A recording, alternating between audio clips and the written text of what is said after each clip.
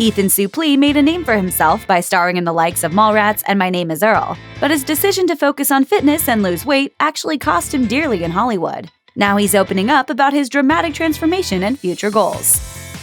There's no denying that Suplee found fame in showbiz. Unfortunately, that fame worked against him when he decided to get his health back on track. In a 2017 interview with Entertainment Weekly, he explained, for example, how difficult it was for him to land a role on the Hulu psychological thriller Chance. He revealed, "Initially, the casting directors didn't want me to come in because I'd lost a bunch of weight. Apparently, they had proposed me a bunch of times, but the casting directors were like, no, he's too thin now. Getting rejected in Hollywood must hurt." So Suplee eventually decided to stop prioritizing his fitness as much as he had been. As he put it to Entertainment Weekly, "A couple years ago, I made the decision, I'm not going to kill myself to be thin when nobody knows me as a thin person. And I do think it is affecting the kind of jobs I'm getting. And so I just kind of relaxed on my diet."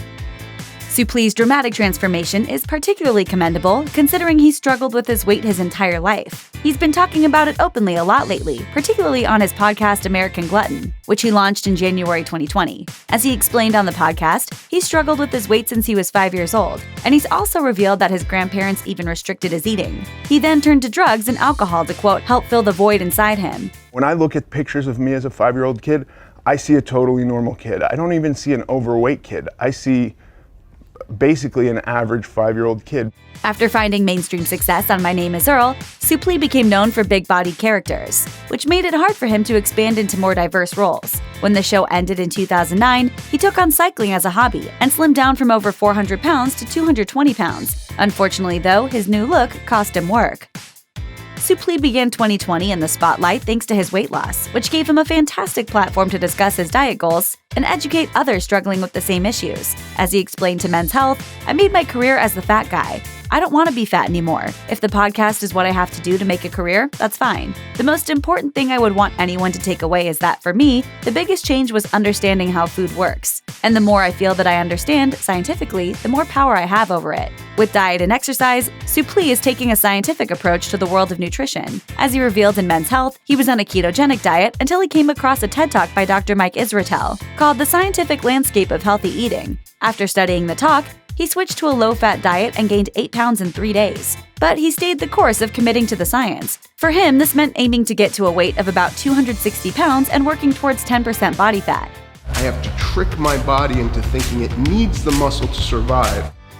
While Suplee has taken a scientific approach to nutrition, he also spends a good chunk of his time physically training. He revealed to Extra in February 2020 that he spends about an hour at the gym every day. In fact, he's gotten so streamlined with his workouts that he gave Men's Health a glimpse at what he does at the gym. He revealed that since he's lost a lot of weight, he's now focusing on retaining as much muscle as possible as he continues to drop the pounds. He also noted that a girl he met was another important reason for keeping up his regimen. Losing weight and getting healthy was the only way that I could see on making sure I had the longest time with her.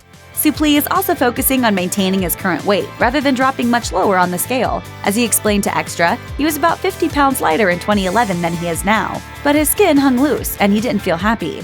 I felt like a light breeze would knock me over. So, how do you feel now? I feel fantastic. While training is essential to Suplee's transformation, he also credits his lean, high-protein diet, which doesn't sound like it's all that appetizing when he describes it. He told People magazine, "I actually work to make my diet unenjoyable. I'm trying partially because I'm a little bit of a masochist, but also because I want food not to be a crutch emotionally. I want it to be a source of fuel." Suplee shed a bit more insight into the trials and tribulations of dieting during an interview with Extra. Numb myself with it, I entertain myself with it, I anesthetize myself with it, and I have to just stay away from that. Suplee follows his eating regimen pretty closely and consistently, but when he does deviate from his diet, he makes sure to plan that out. For example, there's a place called Burgers Never Say Die that he goes to 2 or 3 times a year. Hopefully there are many great things still to come for Ethan Suplee for both his fitness and career. Check out one of our newest videos right here. Plus, even more Nicki Swift videos about your favorite stars are coming soon. Subscribe to our YouTube channel and hit the bell so you don't miss a single one.